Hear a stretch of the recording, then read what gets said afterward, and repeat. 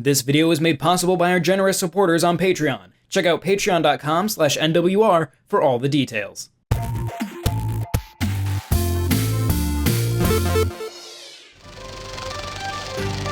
so fast! Farm sim games have historically had a hard time maintaining my attention. Though their soothing atmospheres and laid-back pace are nice reprieves in between more intense titles, I find that I bounce off them quickly once I've had my fill and something more exciting comes along. So when I had the chance to review Rune Factory 5, the newest entry in the action RPG spin-off of the legendary Story of Seasons franchise, previously known as Harvest Moon in the West, I was eager to see how I'd respond to being a green thumb when I had a sword in hand. Unfortunately, that enthusiasm wilted rather quickly, and only began to rot the more I played. You play as an amnesiac boy or girl working as a ranger for Seed, an organization that acts as a more formally structured neighborhood watch in the border town of Rigbarth. You are charged with farming crops, solving local problems, and fighting monsters, at least at first. The story eventually propels your character into a world-saving plot to stop a malevolent force from tampering with the balance of runic power, the life force of this world. This setup is fine, though the amnesiac protagonist trope is eye-rolling at this point, and there is a growing disconnect between the main plot of the story and the daily life of Rigbarth as it progresses. My main issue with the story is that the vast majority of it is told within the confines of an office, where you and your field captain Livia discuss at length the who, what, where, and why of it all. There's very little variety in the presentation of the story to keep you engaged, while also demanding a lot of time as the characters discuss the finer details. I wouldn't mind a bare-bones story. Likewise, I'd be happy to experience a rich narrative. To have to sit through reading dialogue as characters discuss exciting events and ideas, while rarely being able to actually witness them, is simply a chore.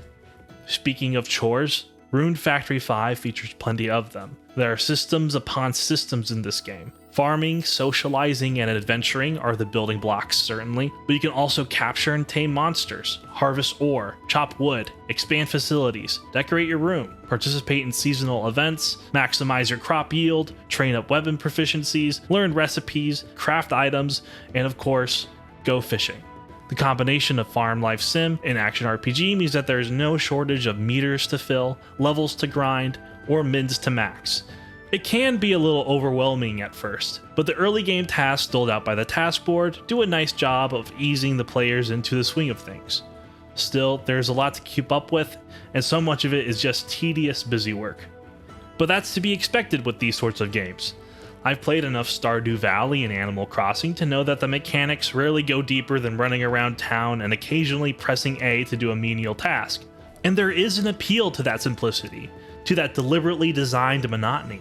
All the little mundane tasks are excuses to routinely escape from our often scary, harsh reality to a friendly, comforting fantasy. Cozy ambiance, pleasing aesthetics, relaxing music, likable characters. These are the reasons we play these games. Sadly, this is where Rune Factory 5 fails the most. Skill up! Alright!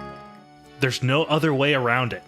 Rigbarth is ugly and stiff, and I don't want to live there. We're deep enough in the Switch's life cycle to know that not all its games are lookers. But Rune Factory's issues run deeper than graphical fidelity. Objects and buildings are blocky, textures in the environment are muddy, and branches and leaves of trees are flat and lifeless. Even the crops, that take up so much of the focus of the gameplay, are unappealing. Beyond the border of the town, there is some much-needed variety in the kinds of locales, but these are often just as unpleasant to look at. What's even more distressing is that despite the uninspired visuals, performance is noticeably rough. The most glaring example is the frame rate dips right after loading into a new environment. And beyond that, there are pop-in issues with grass and objects on the ground. Companion characters routinely teleport behind you since they can't keep up, even when simply running in a straight line. The music is decent and fitting for the most part, with one fatal flaw. Most places have one track associated with them and one track only. This isn't too bad when adventuring in the different biomes that surround Rigbarth, but in Rigbarth itself, this is disastrous. 3 tracks are essentially all you will hear when in town. One song when indoors, one when outdoors during the day, and one when outdoors at night. Since you will spend a significant amount of time in town tending the farm, shopping, crafting, and socializing, these tracks become unbearably annoying. Only when you progress from one season to the next does the outdoor daytime track change. This may seem like a minute detail, but I was overjoyed to hear anything different when summer came after hours of hearing the same bouncy accordion in spring. Even then, the indoor track, which has never changed during my playthrough, is almost just as bad.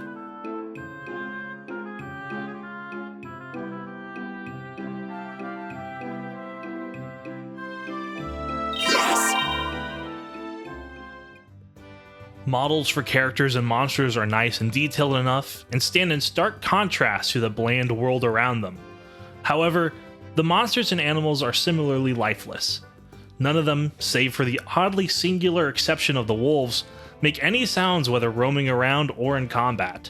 Goblins, fairies, and orcs are mute. The chipmunks do not squeak, the sheep do not bleat, and most bewildering of all for a farm sim, the chickens do not cluck, and the cows do not moo.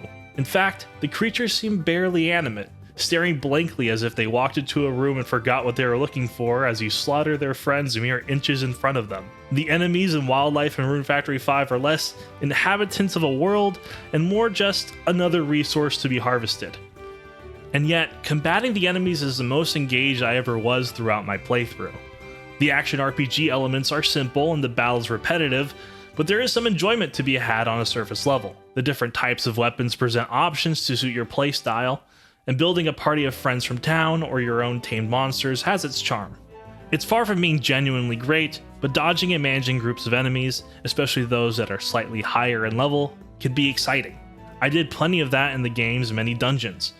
Most story missions are punctuated by dangerous treks into woods, caverns, ruins, and more. These dungeons are combat heavy and puzzle light, so don't expect anything along the lines of a Zelda-style experience.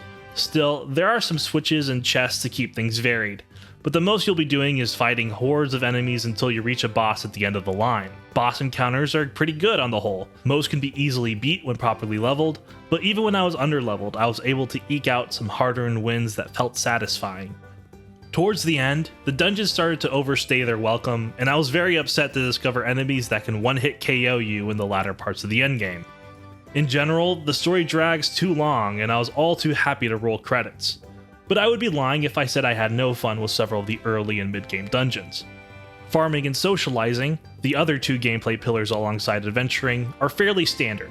You buy seeds for crops that must be watered every day, and after a set amount of days, you reap a yield that can be used for crafting, or more often selling, since farming is one of the more lucrative activities in-game. The controls for farming are rather slippery, and the auto lock-on is very touchy. When it works as intended, it's fine, but more times than not, I had to fight the controls to make them do what I wanted them to. Socializing is maybe a matter of taste. I can imagine an audience that would dig the cast of characters. Although the boilerplate anime designs are not exceptional, they do a good job in portraying each character's personality and demeanor. The occasional voice acted moments are a nice touch, but personally, none of them clicked. I've got it. You can help us decide. Huh? If you are so inclined, there are 6 bachelors and 6 bachelorettes that you can pursue romantically, and it's worth noting that all of them are available for courting regardless of gender. I never made it past a couple of dates with Martin, but things didn't work out. He was married to his work anyways. When designing a farm sim, there is a line between quiet, cozy routine and abject tedium. Rune Factory 5 lands squarely in the latter. The occasionally enjoyable combat cannot make up for the unreliable farming controls, repetitive music, poor performance, ugly visuals, and lifeless world. 1 or 2 of these shortcomings could have been forgiven if Rigbarth was a world worth soaking in, but it's simply not. The mountain of issues amounts to Rune Factory 5 being lesser than the sum of its faults, and one of the year's biggest disappointments so far.